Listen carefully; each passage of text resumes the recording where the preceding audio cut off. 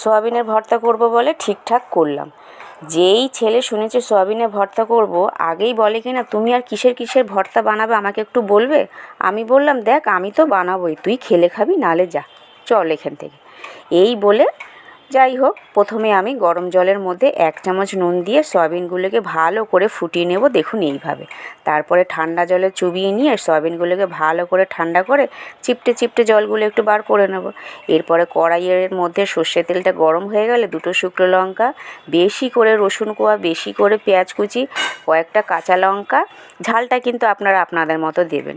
এরপরে 1 চামচ নুন, এইবার তো আসল জিনিস দেব, মানে কয়েকটা ভেজে রাখা চিংড়ি মাছ দিয়ে ভালো করে নাড়তে নাড়তে হলুদ গুঁড়ো, লঙ্কার গুঁড়ো, গরম মশলা দিয়ে আবারও ভালো করে মিশিয়ে নেব। ও হ্যাঁ, অল্প চিনিও কিন্তু দিতে হবে। এইবার ছেলে যেই চিংড়ি মাছের গন্ধ পেয়েছে, ভাজা চিংড়ি, অমনি এসে বলে কি না, আমি কিন্তু খাবোই। আমি তখন বললাম, কেন রে, এই যে বললি খাবি না।